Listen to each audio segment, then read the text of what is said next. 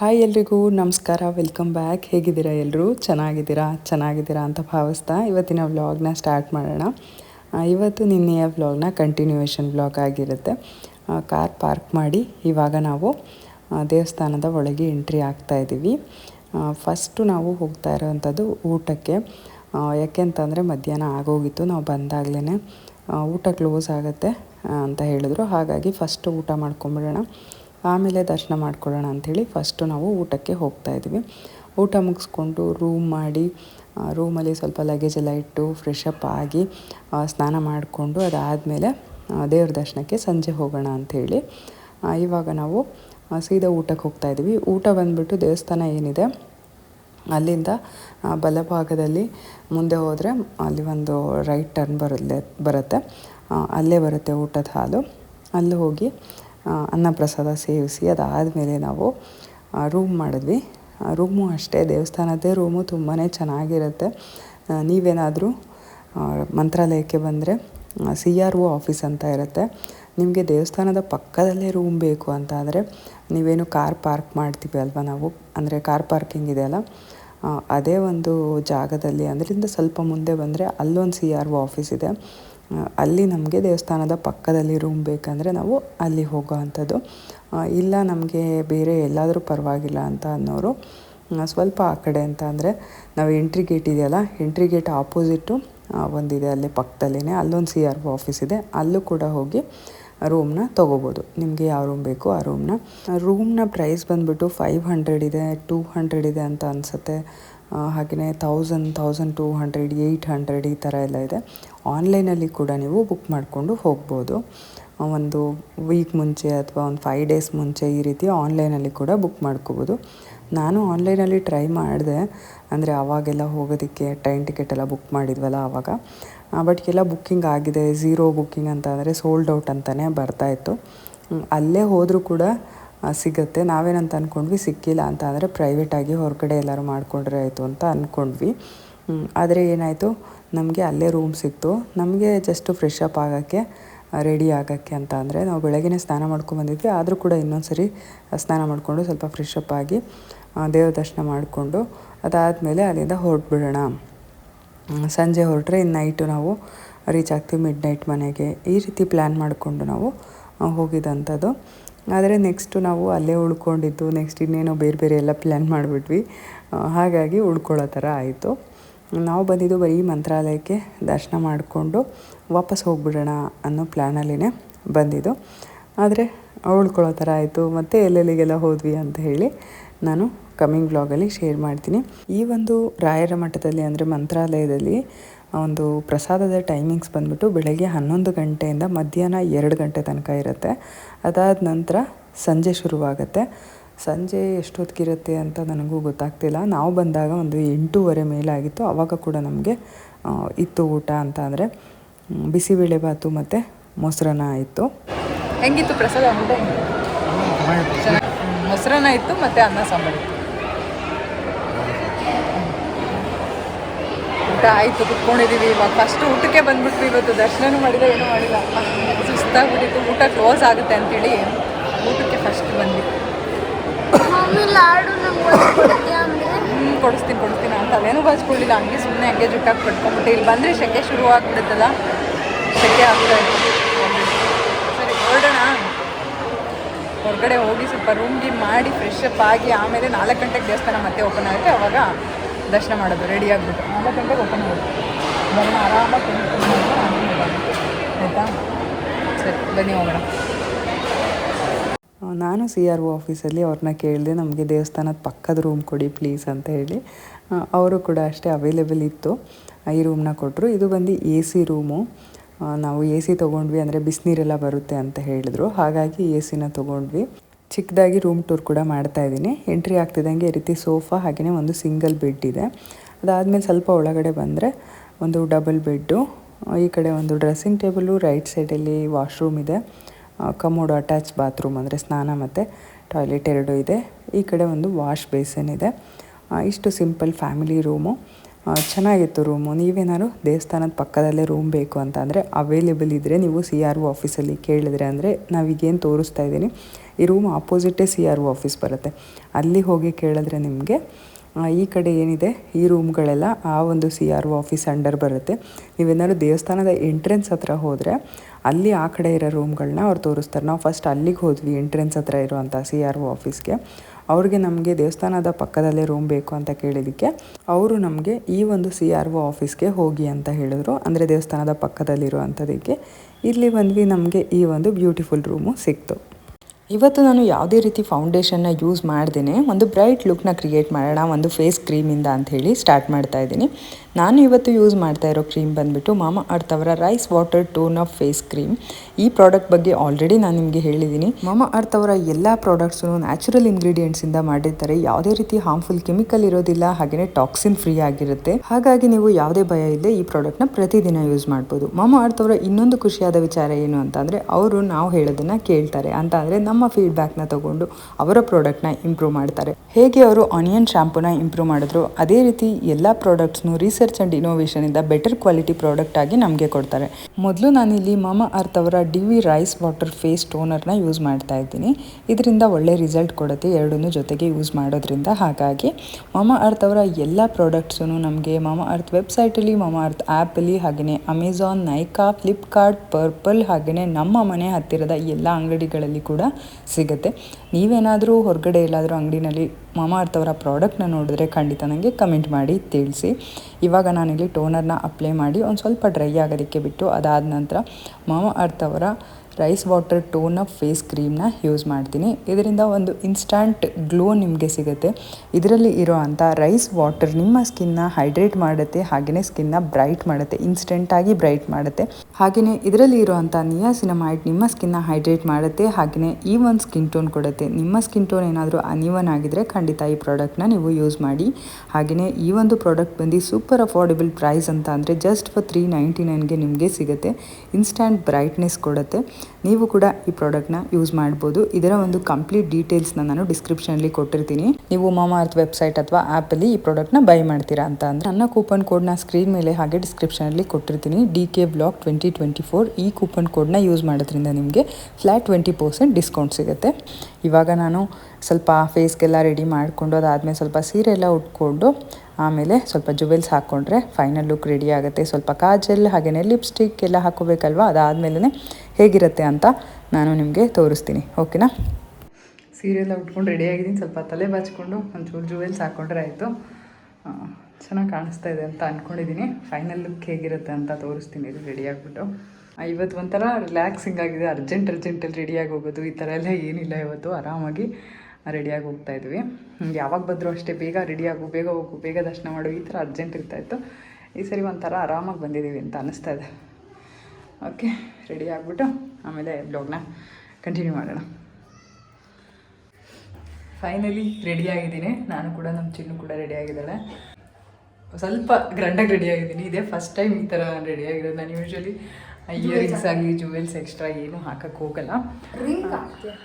ಈ ಸರಿ ಸ್ವಲ್ಪ ಒಂಚೂರು ಎಕ್ಸ್ಟ್ರಾ ಅಡಿಷನ್ ಮಾಡ್ಕೊಂಡಿದ್ದೀನಿ. ಹೆಂಗೆ ಕಾಣಿಸ್ತಿದೆ ಅಂತ ಗೊತ್ತಿಲ್ಲ, ನೋಡೋಣ ಅಂಥೇಳಿ ನಾನು ಕೂಡ ಟ್ರೈ ಮಾಡಿದೆ. ಒಂದು ಸ್ವಲ್ಪ ಎಕ್ಸ್ಟ್ರಾ ನನಗೆ ಯೂಶ್ವಲಿ ನಾನು ಡೈಲಿ ವೇರ್ ಏನಿರ್ತೀನಿ ಇಯರಿಂಗ್ಸ್ ಅದನ್ನೇ ಹಾಕ್ಕೊಳ್ಳೋದು. ಅದು ಬಿಟ್ಟರೆ ಒಂದು ಎಕ್ಸ್ಟ್ರಾ ಒಂದು ನೆಕ್ಲೆಸ್ ಕೂಡ ನಾನು ಯಾವಾಗೂ ಹಾಕ್ಕೊಳೋದಿಲ್ಲ. ಇದು ನಾವು ಹೊಸ್ದಾಗಿ ತರಿಸ್ಕೊಳ್ಳೋ ಒಂಥರ ಈ ಥರ ಪರ್ಲ್ದು ಮತ್ತು ಮಣಿದೆಲ್ಲ ಹಾಕ್ಕೋಬೇಕು ಅಂತ ಅನ್ನಿಸ್ತಾ ಇತ್ತು ನನಗೆ. ಹಾಗಾಗಿ ತರಿಸ್ಕೊಂಡಿದ್ದೆ. ಹೇಗೆ ಕಾಣಿಸ್ತೈತೆ? ಶೆಕೆ ಬೇರೆ ಇಲ್ಲಿ ಸಿಕ್ಕಾಬಿಟ್ಟೆ. ಹೇಗೆ ಕಾಣಿಸ್ತಾ ಇದೆ ಅಂತ ಹೇಳಿ, ಓಕೆನಾ? ನಾನು ಕಂಪ್ಲೀಟ್ ಲುಕ್ನ ತೋರಿಸ್ತೀನಿ. ಎಲ್ಲರೂ ಫೈನಲಿ ರೆಡಿ ಆಯಿತು. ನಮ್ಮ ಕೃಷ್ಣಂಗೆ ಪಂಚೆ ಮರ್ತೋಯ್ತು, ಅದಕ್ಕೆ ಅಲ್ಲಿಗೆ ಅವನಿಗೊಂದು ಪಂಚೆ ತೊಗೋಬೇಕು.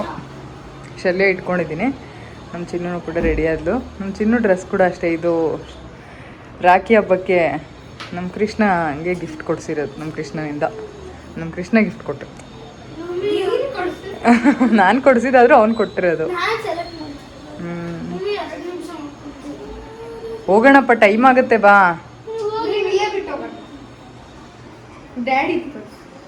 Daddy full Om film Shivaraj Kumar ಥರ ರೆಡಿ ಆಗಿಬಿಟ್ಟಿದ್ದಾರೆ.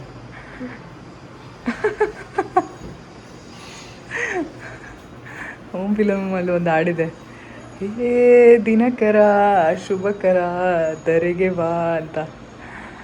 ಆ ಥರ ರೆಡಿಯಾಗಿದ್ದೀರಾ? ಸರಿ ಹೊರಡೋಣ, ಬನ್ನಿ ಬರ್ರಿ.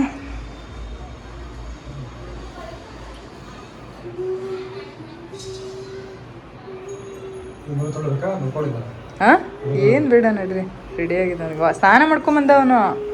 ಹಾಂ ಬೇಡ ಬೇಡ, ಇಲ್ಲೇ ಇರಲಿ ಸುಟ್ಕೇಸ್. ರೂಮಿಂದ ಇವಾಗ ದರ್ಶನಕ್ಕೆ ಹೊರಡ್ತಾ ಇದೀವಿ ಎಲ್ಲರೂ. ಇದು ನಮ್ಮ ಕೃಷ್ಣಂಗೆ ಮಾತ್ರ ಒಂದು ಪಂಚೆ ತಗೋಬೇಕು.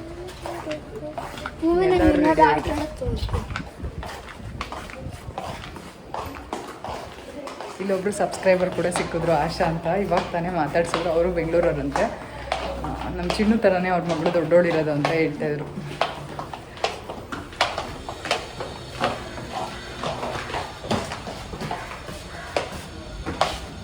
ಅವರು ಕೂಡ ಮಂತ್ರಾಲಯಕ್ಕೆ ಬಂದಿದ್ದಾರೆ ಇವಾಗ. ಇಲ್ಲೇ ಕೆಳಗಡೆ ಅವರು ರೆಡಿಯಾಗಿದ್ದಾರೆ. ಮಕ್ಕಳು ಇವಾಗ ದರ್ಶನಕ್ಕೆ ಹೋಗ್ತಾ ಇರ್ಬೋದು. ಇವಾಗ ನಮ್ಮ ಕೃಷ್ಣಂಗೆ ಪಂಚೆನ ತೊಗೊಂಡು ಅಲ್ಲೇ ಶಲ್ಯ ಹಾಕಿಸ್ಕೊಂಡು ಹೋಗ್ತಾ ಇದ್ದೀವಿ ದೇವ್ರ ದರ್ಶನ ಮಾಡೋದಕ್ಕೆ ಅಂತ ಹೇಳಿ. ಒಂಥರ ಖುಷಿ, ಒಂಥರ ಚೆನ್ನಾಗಿತ್ತು ಗೊತ್ತಾ, ತುಂಬಾ ಚೆನ್ನಾಗಿತ್ತು ಅಂತ ಹೇಳ್ಬೋದು. ಅನಿಲಂತೂ ತುಂಬ ಚೆನ್ನಾಗಿ ಕಾಣಿಸ್ತಾಯಿದ್ರು. ಅವ್ರು ಯಾವಾಗಲೂ ಅಷ್ಟೇ ಬಿಳಿ ಪಂಚೆ, ಬಿಳಿ ಶರ್ಟು, ಈ ರೀತಿ ಒಂದು ಲುಕ್ಕಲ್ಲಿ ತುಂಬಾ ಚೆನ್ನಾಗಿ ಕಾಣಿಸ್ತಾರೆ ಅಂತ ನನಗಂತೂ ಖುಷಿ ಅದೊಂದು. ನಾನು ಕೂಡ ಅಷ್ಟೇ ಚೆನ್ನಾಗಿ ಕಾಣಿಸ್ತಾ ಇದ್ದೀನಿ ಅಂತ ಅನ್ನಿಸ್ತಾಯಿತ್ತು. ನೀವು ಕಮೆಂಟ್ ಮಾಡಿ ತಿಳಿಸಿ ಹೇಗೆ ಕಾಣಿಸ್ತಾ ಇದ್ದೀನಿ ಅಂತ ಹೇಳಿ. ಅನಿಲ್ ಕೂಡ ಹೇಳ್ತಾಯಿದ್ರು ಸೀರೆ ತುಂಬ ಚೆನ್ನಾಗಿ ಕಾಣಿಸ್ತಾ ಇದೆ, ಇದೇ ರೀತಿ ಸೀರೆಗಳನ್ನ ತಗೋ ಅಂತ ಹೇಳಿ. ನಾನು ಅಷ್ಟೇ ಹಾಗೆ ಅಂದ್ಕೊಳ್ತಾ ಇದ್ದೆ, ಒಂದಷ್ಟು ಮೈಸೂರು ಕ್ರೇಪ್ ಸಿಲ್ಕ್ ಸೀರೆಗಳನ್ನ ತೊಗೋಬೇಕು, ಚೆನ್ನಾಗಿ ಕಾಣಿಸ್ತಾ ಇದೆ. ನನಗೂ ಕೂಡ ತುಂಬ ಲೈಟ್ ವೆಯ್ಟ್ ಅಂತ ಅನ್ನಿಸ್ತಾಯಿತ್ತು.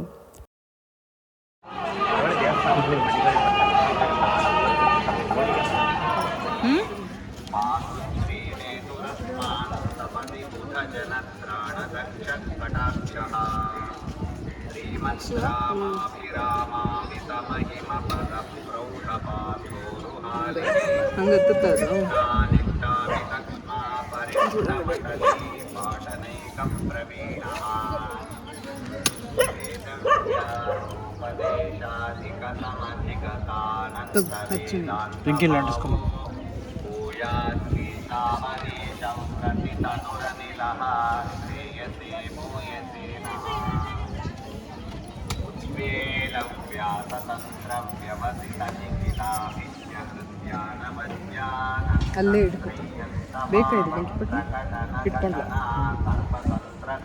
ಅಲ್ಲೇ ಹಂಗೆ ಬಿಡ್ತೀನಿ, ಹೊರಗೇನು ತೆಗಿಬಿಡ, ಕಿಟ್ಟೋಗ್ಬಿಟ್ಟು.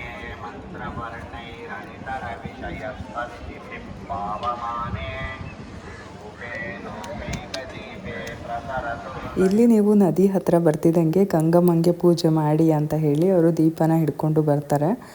ಇವತ್ತು ಗೌರಿ ಹಬ್ಬ ಆಗಿದ್ದರಿಂದ ನಾನು ಕೂಡ ಅವರು ಹೇಳಿದ ತಕ್ಷಣ ತೊಗೊಂಡ್ಬಿಟ್ಟು ದೀಪ ಹಚ್ಬಿಟ್ಟು ಬಂದೆ. ಇಲ್ಲಿ ನದಿ ಹತ್ರ ಹೋಗಿ ಸ್ವಲ್ಪ ನೀರು ಮುಟ್ವಿ. ಆಮೇಲೆ ನಾವು ಮಂಚಾಲಮ್ಮನ ದರ್ಶನ ಮಾಡಿಕೊಂಡು ಅದಾದ ನಂತರ ರಾಯರ ದರ್ಶನ ಮಾಡಬೇಕಂತೆ.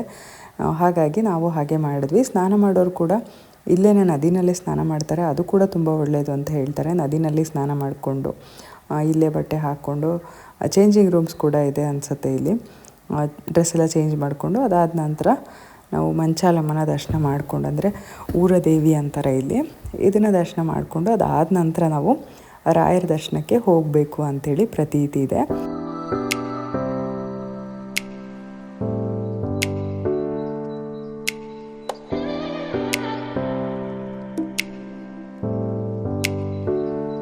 ದೇವಸ್ಥಾನದ ಒಳಗೆ ಅಂತ ಅಂದರೆ ಗರ್ಭಗುಡಿಯಲ್ಲಿ ಯಾವುದೇ ರೀತಿಯಾದಂಥ ವೀಡಿಯೋಗ್ರಫಿ ಅಲೋ ಇರಲಿಲ್ಲ.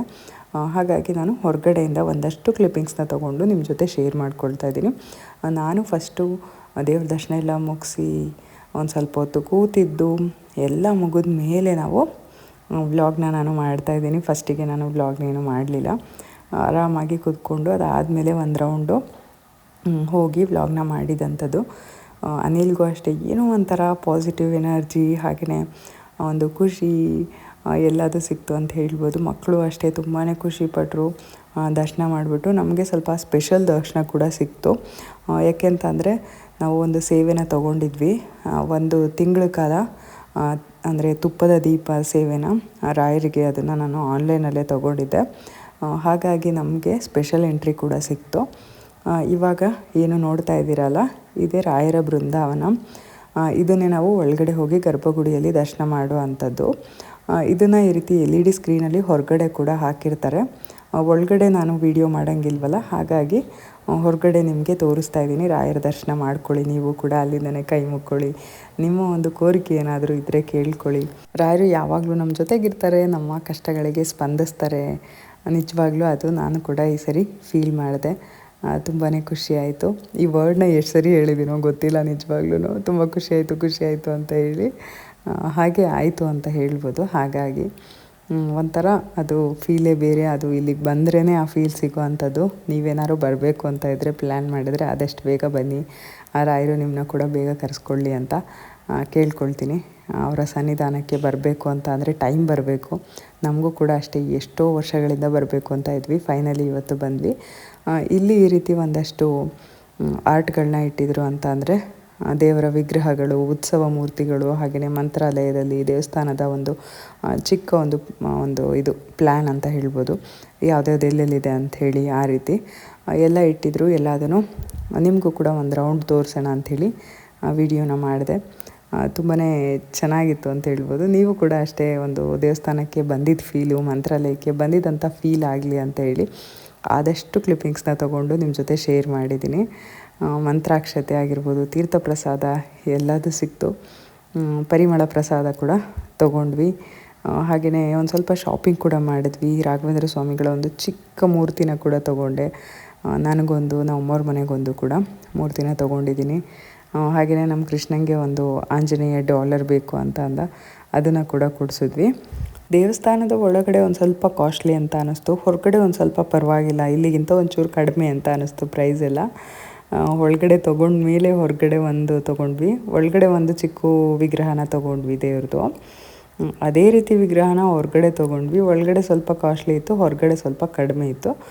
ಹಾಗಾಗಿ ನೀವು ಏನಾದ್ರು ಹೋದಾಗ ಹೆಲ್ಪ್ ಆಗುತ್ತೆ ಅಂತ ಹೇಳ್ತಾ ಇದ್ದೀನಿ. ನೀವೇನಾದ್ರು ಪರ್ಚೇಸ್ ಮಾಡಬೇಕು ಅಂತ ಇದ್ದರೆ ಖಂಡಿತ ದೇವಸ್ಥಾನದ ಹೊರಗಡೆ ತೊಗೊಳ್ಳಿ.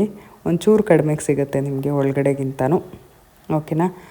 ಅದಾದಮೇಲೆ ಇಲ್ಲಿ ಸ್ವಲ್ಪ ಹೊರಗಡೆ ಒಂಚೂರು ಲೈಟಾಗಿ ಶಾಪಿಂಗ್ ಮಾಡಿಕೊಂಡು ಅದಾದಮೇಲೆ ನಾವು ಇಲ್ಲಿಂದ ಇಲ್ಲಿಗೆ ಹೋದ್ವಿ, ಪಂಚಮುಖಿಗೆ ಹೋದ್ವಿ. ಪಂಚಮುಖಿ ಆಂಜನೇಯ ದೇವಸ್ಥಾನಕ್ಕೆ ಹೋದ್ವಿ. ಹಾಗಾಗಿ ನಮಗೆ ಇಲ್ಲಿ ಏನಾಯಿತು, ಇದು ಮಿಸ್ ಆಯಿತು. ಏನಪ್ಪ, ರಥೋತ್ಸವ ಮಿಸ್ ಆಯಿತು. ಸಂಜೆ ಪ್ರತಿದಿನ ಬೆಳ್ಳಿ ರಥೋತ್ಸವ, ಚಿನ್ನದ ರಥೋತ್ಸವ ಎಲ್ಲ ಇರುತ್ತೆ.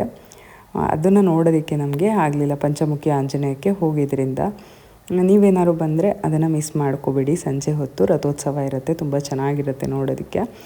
ದೇವರ ಉತ್ಸವ ಮೂರ್ತಿನ ರಥದಲ್ಲಿ ಕೂರಿಸಿ ಪ್ರದಕ್ಷಿಣೆನ ಹಾಕ್ತಾರೆ ಸುತ್ತ, ಬೃಂದಾವನದ ಸುತ್ತ. ತುಂಬ ಚೆನ್ನಾಗಿರುತ್ತೆ ನೋಡೋದಕ್ಕೆ.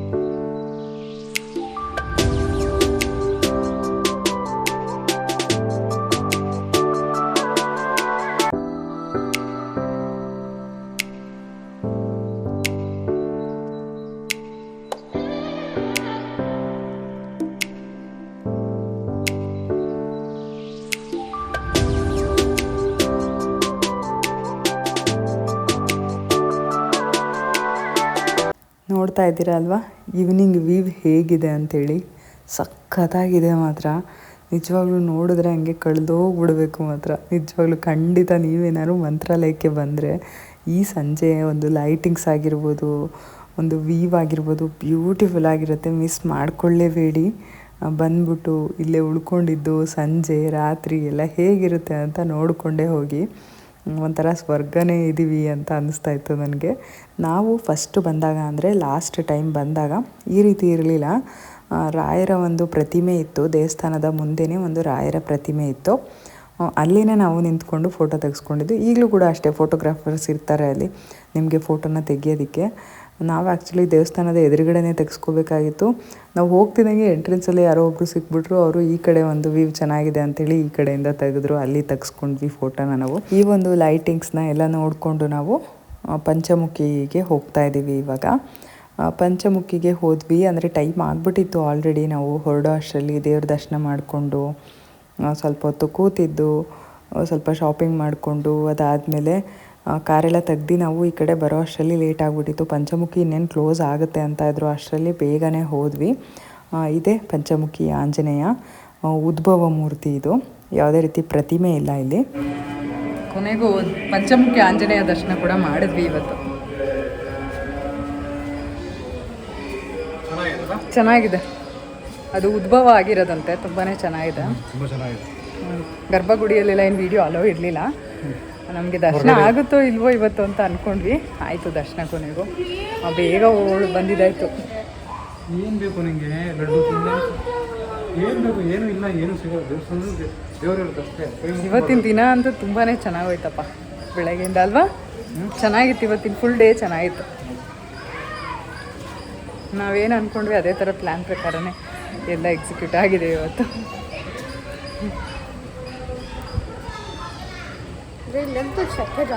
ಶೆಕೆ ಜಾಸ್ತಿ. ನನಗೆ ಸೀರೆ ಇದು ಉಟ್ಕೊಂಡಿರೋದಕ್ಕೆ ಆರಾಮಾಗಿದೆ, ನನಗೆ ತೆಳುಗಿರೋದು. ನಮಗೆ ಇವತ್ತು ಲೇಟ್ ಆಗಿದ್ದಂಥದ್ದು ಅನಿಲಿಂದನೇ. ಅನಿಲ್ಗೆ ಸ್ವಲ್ಪ ಕಾಲ್ಸ್ ಇರ್ತಾಯಿತ್ತು, ಹಾಗೆ ನಾನು ಸ್ವಲ್ಪ ಮೀಟಿಂಗ್ ಅದು ಇದು ಕೆಲಸ ಎಲ್ಲ ಮಾಡಿಕೊಂಡು ಸ್ವಲ್ಪ ಟೈಮ್ ಮಾಡಿದ್ರಿಂದ ನಾವು ಉಳ್ಕೋಬೇಕಾಯ್ತು ರೂಮ್ ಮಾಡಿ. ಅದಾದಮೇಲೆ ನಾವು ಸ್ವಲ್ಪ ಬೇರೆ ಪ್ಲ್ಯಾನ್ ಮಾಡಿಬಿಟ್ವಿ. ಹೇಗಿದ್ರು ಸ್ಯಾಟರ್ಡೆ ಸಂಡೇ ಎಲ್ಲ ರಜಾ ಇದೆ ಅಲ್ವಾ, ಇನ್ನೊಂದಷ್ಟು ಪ್ಲೇಸ್ನ ನೋಡ್ಕೊಂಡು ಹೋಗೋಣ ಅಂಥೇಳಿ ಸರಿ ಆಯಿತು ಅಂತ ಹಾಗಾಗಿ ಉಳ್ಕೊಂಡ್ವಿ. ಇವಾಗ ಮತ್ತೆ ನಾವು ಮಂತ್ರಾಲಯಕ್ಕೆ ವಾಪಸ್ ಬಂದ್ವಿ, ಪಂಚಮುಖಿ ಆಂಜನೇಯನ ದರ್ಶನ ಮಾಡಿಕೊಂಡು. ಬರ್ತಿದ್ದಂಗೆ ಲೈಟಿಂಗ್ಸು ಎಷ್ಟು ಚೆನ್ನಾಗಿತ್ತು ಗೊತ್ತಾ. ಈ ಲೈಟಿಂಗ್ಸ್ ನೋಡೋದೇ ಒಂದು ಖುಷಿ. ನೀವೇನಾದರೂ ಮಂತ್ರಾಲಯಕ್ಕೆ ಬಂದರೆ ಖಂಡಿತ ಸಂಜೆ ಏನಾದ್ರು ಇದ್ದರೆ ನೀವು ಆ ಒಂದು ಈವ್ನಿಂಗ್ ಲುಕ್ ಆಗಿರ್ಬೋದು, ಹಾಗೆಯೇ ನೈಟ್ ಹೊತ್ತು ನಿಮಗೆ ಈ ಲೈಟಿಂಗ್ಸ್ ಆಗಿರ್ಬೋದು ಎಲ್ಲ ತುಂಬಾ ಚೆನ್ನಾಗಿರುತ್ತೆ. ನಾವು ಒಂದು 8:30 ಹಂಗೆ ಬಂದ್ವಿ, ಇಲ್ಲಾಂದಿದ್ರೆ ರಥೋತ್ಸವ ಕೂಡ ನೋಡ್ಬೋದಾಗಿತ್ತು. ನಾವು ರಥೋತ್ಸವನ ಮಿಸ್ ಮಾಡ್ಕೊಂಡ್ವಿ. ಆದರೆ ಲಾಸ್ಟ್ ಟೈಮ್ ಬಂದಾಗ ನಾವು ರಥೋತ್ಸವ ನೋಡಿದ್ವಿ, ಹಾಗಾಗಿ ಪರವಾಗಿಲ್ಲ. ಇವಾಗ ನೆಕ್ಸ್ಟ್ ಟೈಮ್ ರಥೋತ್ಸವ ನೋಡೋಕ್ಕೆ ಒಂದು ಅವಕಾಶ ಅಂತಂದರೆ ರಥೋತ್ಸವ ನೋಡಿಲ್ಲ, ನೆಕ್ಸ್ಟ್ ಟೈಮ್ ಬರೋಣ ಅಂಥೇಳಿ ಒಂದು ಪ್ಲ್ಯಾನ್ನ ಇಟ್ಕೊಂಡು ಮಂತ್ರಾಲಯದಿಂದ ಹೊರಟ್ವಿ. ಆವಾಗ ಅದೇ ಥರ ಯೋಚನೆ ಮಾಡಿದ್ದು, ನೆಕ್ಸ್ಟ್ ಟೈಮ್ ಬರೋದಕ್ಕೆ ಏನಾದರೂ ಒಂದು ಉಳ್ಕೋಬೇಕಲ್ಲ, ಹಾಗಾಗಿ ಇವಾಗ ನಾವು ಅನ್ನಪ್ರಸಾದನ ಸೇವಿಸ್ತಾ ಇದ್ದೀವಿ.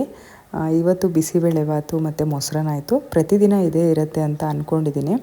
ಯಾರೋ ಹೇಳ್ದಂಗೆ ಎಲ್ಲೋ ಕೇಳ್ದಂಗೆ ನೆನಪು. ತುಂಬಾ ಚೆನ್ನಾಗಿತ್ತು ಬಿಸಿಬೇಳೆಭಾತು. ನೀವೇನಾದ್ರು ಬಂದರೆ ನೈಟು ಇಲ್ಲಿ ಬಿಸಿಬೇಳೆಭಾತು ಮೊಸರನ್ನ ಮಿಸ್ ಮಾಡ್ಕೊಳ್ಳೇಬೇಡಿ, ಎರಡು ಸೂಪರಾಗಿರುತ್ತೆ. ಇದು ನಮ್ಮ ರೂಮು. ಇಲ್ಲೇನು ಮೇಲ್ಗಡೆ ಕಾಣಿಸ್ತಾ ಇದೆ ಅಲ್ವಾ, ಇದೇ ರೈಟ್ ಸೈಡಲ್ಲಿರೋದೆ ನಮ್ಮ ರೂಮು. ಮೇಲ್ಗಡೆ ಫಸ್ಟ್ ಫ್ಲೋರಲ್ಲಿ ಫಸ್ಟ್ ರೂಮು ನಾವು ಉಳ್ಕೊಂಡಿದ್ದಂಥದ್ದು. ದೇವಸ್ಥಾನ ಆಪೋಸಿಟು. ತುಂಬಾ ಚೆನ್ನಾಗಿತ್ತು. ನಾವು ದರ್ಶನ ಎಲ್ಲ ಮುಗಿಸ್ಕೊಂಡು ರೂಮ್ಗೆ ಹೋಗಿ ಫ್ರೆಶಪ್ ಆಗಿ ಫ್ರೆಶಪ್ ಅಂದರೆ ಡ್ರೆಸ್ ಎಲ್ಲ ಚೇಂಜ್ ಮಾಡಿಬಿಟ್ಟು ಮಲ್ಕೊಳ್ಳೋಣ ಅಂಥೇಳಿ ಹೋದ್ವಿ. ಊಟ ಕೂಡ ದೇವಸ್ಥಾನದಲ್ಲೇ ಆಯ್ತಲ್ಲ, ಇನ್ನೇನು ಎಲ್ಲ ಮುಗಿಸ್ಕೊಂಡು ಮಲ್ಕೊಳ್ಳೋಣ ಅಂತ ಹೋಗ್ತಾ ಇದ್ದೀವಿ. ಹಾಗೆಯೇ ನೈಟ್ ಲುಕ್ನ ತೋರಿಸ್ತಾ ಇದ್ದೀನಿ. ನಾವು ದರ್ಶನ ಎಲ್ಲ ಮುಗಿಸ್ಕೊಂಡು ಬಂದ್ವಿ. ಅದಾದಮೇಲೆ ಮಳೆ ಶುರುವಾಯಿತು. ಮಳೆಯಲ್ಲಿ ಪಾಪ ಹೊರಗಡೆ ತುಂಬ ಜನ ಮಲ್ಕೊಂಡಿರ್ತಾರೆ ಅಲ್ಲಿ, ಅವರೆಲ್ಲರೂ ದೇವಸ್ಥಾನದ ಒಳಗಡೆ ಹೋದರು. ಇವಾಗ ಹೀಗಿತ್ತು. ಇದರೊಟ್ಟಿಗೆ ಇವತ್ತಿನ ಈ ಒಂದು ವ್ಲಾಗ್ನ ಕೂಡ ಮುಗಿಸ್ತಾ ಇದ್ದೀನಿ.